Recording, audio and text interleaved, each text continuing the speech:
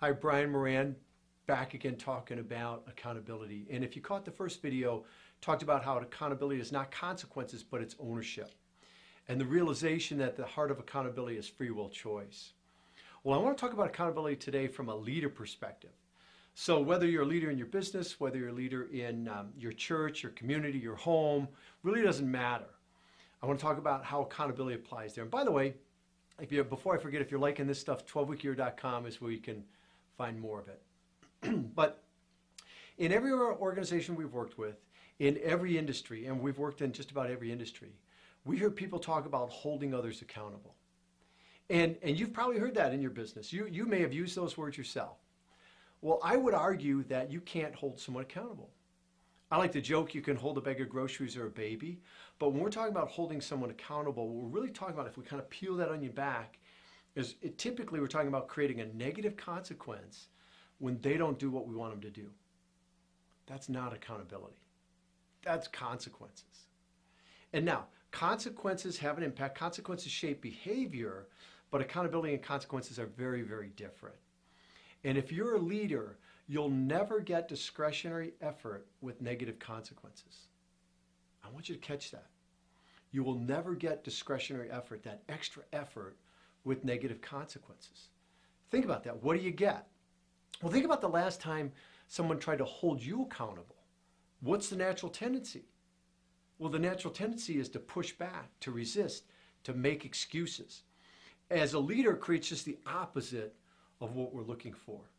And I think that's because we're overstepping our bounds. We're trying to force this ownership. If we think of accountability as ownership, then holding others accountable is this forced version of accountability. And in some way, in some sense, it's manipulative even, right? It's if you don't do these things for me, I'm going to create this negative consequence for you. Now, here's the thing.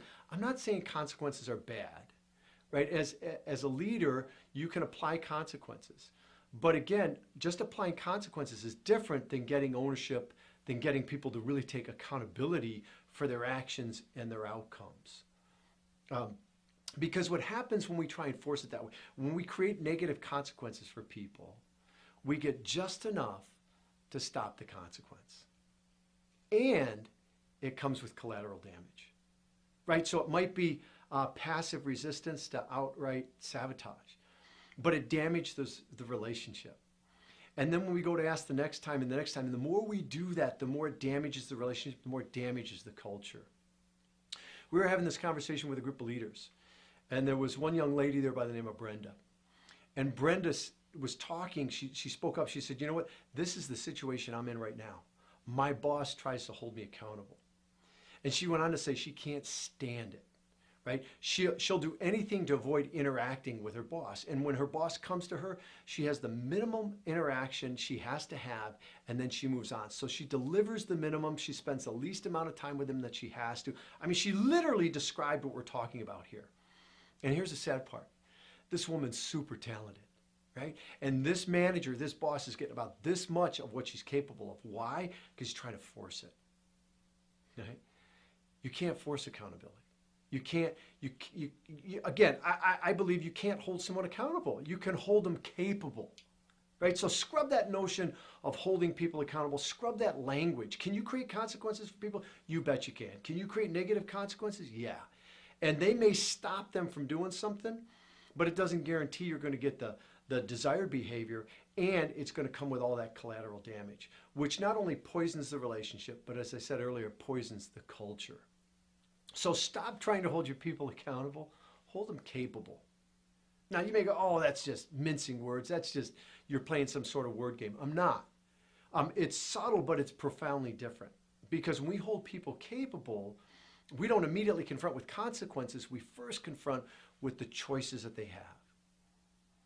When you understand accountability as choice, as ownership, then as a leader, that's what you confront with the choices they have in the situation. And then what are the consequences of those choices? What are the natural consequences? What are the applied consequences? And again, it's subtle, but it's profoundly different. Again, we were doing a training on this, and it was a few months later, one of the managers came back, and he had about 30 direct reports. He was a district manager. And he had this individual that had started out really strong the first couple of years. It was in a sales role. And now the guy was faltering.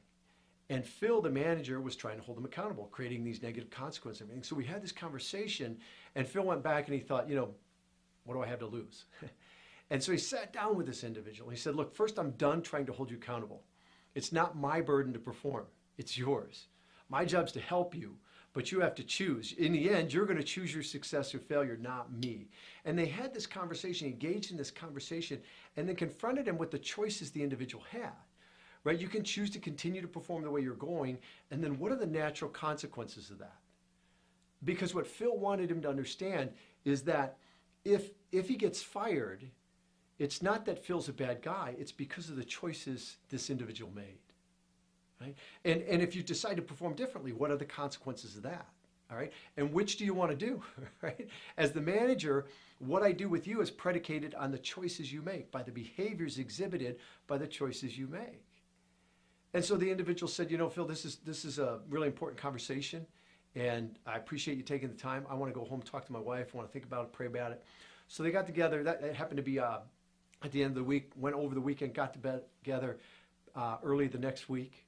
And he sat down, and Phil really had no idea what to expect. He didn't know which way this was going to go. And the individual said to him, Phil, first I want to thank you for having that conversation. And he said, as I thought about it, as I talked to my wife, he said, you're right. I've been making a lot of excuses. He said, that's not who I am. That's not how I want to show up. I realized that that's not going to get me to where I want to go. And he said, I'm done with that. You won't see that again. And your conversation about ownership, I'm taking ownership of my current situation. I'm taking ownership of the things you and I talked about last week. And literally that day, things turned around for that guy. Within a few short weeks, he was doing the activity. Within another couple weeks, he was back on pace. I mean, it literally turned around that quickly. Now, it could have went the other way. The guy could have said, screw you, Phil, I'm out of here. But that's fine because he had checked out anyways. He had given away his power to really affect it. So when Phil stopped trying to force it and instead confronted the individual with the choices he had, and the recognition that the consequences you're going to experience, whether they're pleasant or unpleasant, positive or negative, are based on those choices. What did that individual do? Well, he took ownership and he stepped up. That's accountability. That's what I mean when I talk about holding someone capable versus trying to hold them accountable. Because there's this notion that accountability is something we can force. And that almost that we have to force it to bring it into being, which creates all kinds of issues for us. And so oftentimes we see leaders go to one end of the spectrum or the other. They find that so distasteful that they never confront. Or the other end of that is they're in people's faces and they're spitting and they're all over them, right? Neither of those are healthy. Neither of them are productive. And so sometimes then we go to the workshop on accountability and we're taught to be more central on this flawed platform of holding others accountable. Forget that. Hold them capable. Confront them with the choices. Confront them with the consequences of the choices. Right? Don't lower your standard. Right? You don't lower the standard for them. The standard's still the standard. They have to choose to perform to hit the standard, or there's a set of consequences that go with that, but they know that in advance. As a leader, how you think about accountability, the way you engage in those conversations, ultimately affects the results people get, their ability to execute, the fulfillment in the job, the culture that everyone works in. So I hope this is helpful. I really want you to get this concept. One of my quests in life is to scrub this notion of holding others accountable because it's so counterproductive. Instead, hold them capable. If you want more on this, 12weekyear.com is where you can find it. Again, I'm Brian Moran. Hope this is helpful.